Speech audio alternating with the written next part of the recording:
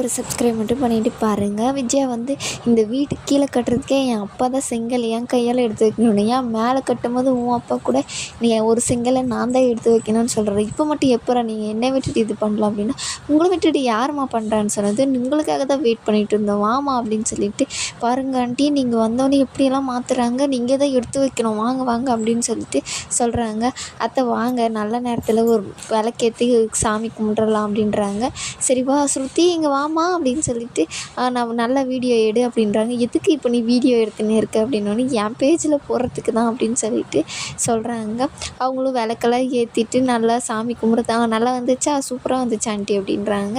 அதுக்கப்புறம் எங்களை ஆசீர்வாதம் பண்ணுங்கம்மா அப்படின்னு சொல்லிட்டு, பூவா நல்லா இருங்க நல்லா இருங்க அப்படின்னு சொல்லிட்டு, அதுக்கப்புறம் பார்த்திங்கன்னா அந்த இது கல் எடுத்து வைக்கிறதும் போய் எடுத்து வைக்கிறாங்க. நல்லா வந்துச்சா ஸ்ருதி, நல்லா வந்துச்சு, அத்தைக்கு இப்படியெல்லாம் நடிக்கிறாங்க பாருமா அப்படின்னு சொல்லிட்டு சீதாலாம் காமெடியாக பேசிட்டு இருப்பாங்க. அதுக்கப்புறம் என்ன எல்லாம் முடிஞ்சா ஓகே நான் கிளம்புறேன் அப்படின்னு சொல்லிட்டு கிளம்பிடுவாங்க. அத்தையை கண்ட்ரோல் பண்ணுற இது வந்து ஸ்ருதிக்கிட்ட தான் இருக்குது அப்படின்னு சொல்லிட்டு எல்லாம் காமெடியாக பண்ணி சிரிச்சிட்டு இருப்பாங்க. அதுக்கப்புறம் பார்த்திங்கன்னா அத்தையை வந்து ரேகாவை கூட்டிகிட்டு போகலான்னு சொல்லிட்டு வந்திருக்காங்க. எப்படி இருக்காங்க அப்பா அப்படின்னு, நல்லா தான் இருக்காங்க, சரி வா சொல்லிவிட்டு கிளம்பலாம் அப்படின்னு சொல்லிட்டு போகிறாங்க. இந்த மாதிரி நாங்கள் கிளம்புறோம் அப்படின்னு சொல்லிட்டு சொல்லும் போதே பார்த்திங்கன்னா இரும்புலலாம் வந்து ஐயோ நெஞ்செல்லாம் வலிக்குது அப்படின்னு சொல்லிட்டு பிடிச்சிக்கிறாங்க. அவங்களும் தண்ணியெல்லாம் கொடுத்துட்டு சரி நாங்கள் கிளம்புறோம்ப்பா அப்படின்னு சொல்லிட்டு, நீங்கள் நாளைக்கு ஹாஸ்பிட்டலுக்கு போகிறீங்களா, நான் அங்கே வந்துடுறேன் அப்படின்னு சொல்லிட்டு ரேகா கிளம்பும்போது மறுபடியும் அதே மாதிரி பண்ணுறாங்க. ஐயோ ரொம்ப வலி வந்துச்சு போல் ஹாஸ்பிட்டலுக்கு போகலாம் அப்படின்னு சொல்லிட்டு சத்யா சொல்லும்போது, இல்லைப்பா வேண்டாம் இந்த ஒரு மாத்திரை கொடுத்துருக்காங்க, இது கொடுத்தா சரியாயிரும் அப்படின்னு சொல்லிட்டு சொல்கிறாங்க. அப்போ பயங்கரமாக நடிப்பாங்க.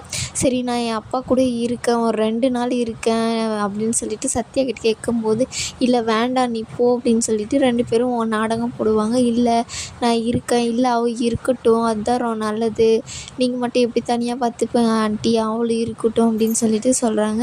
சரிப்பா அப்படின்னு சொல்லிட்டு அவங்களும் பார்த்திங்கன்னா நான் போய் ட்ரெஸ் எல்லாம் எடுத்துகிட்டு வந்துடுறேன் அப்படின்னு சொல்லிட்டு அங்கேருந்து கிளம்பிடுவாங்க. இதில் உனக்கு ஒன்றும் வருத்தம் இல்லை சத்யா அப்படின்னு கேட்கும்போது, அதெல்லாம் ஒன்றும் இல்லை உன் அப்பாக்காக நீ இரு அப்படின்னு சொல்லிட்டு அவங்களும் போயிடுறாங்க. அதுக்கப்புறம் பார்த்திங்கன்னா அங்கே போய் சொல்கிறாங்க, இந்த மாதிரி என் அப்பாவுக்கு ரொம்பவே உடம்பு சரியில்லை, நான் போனவனே ரொம்ப அழுந்துட்டார் ஆண்டி, நான் என் அப்பாவை ஒரு 2 நாள் இருந்து பார்த்துட்டு வந்துடட்டுமா அப்படின்றாங்க.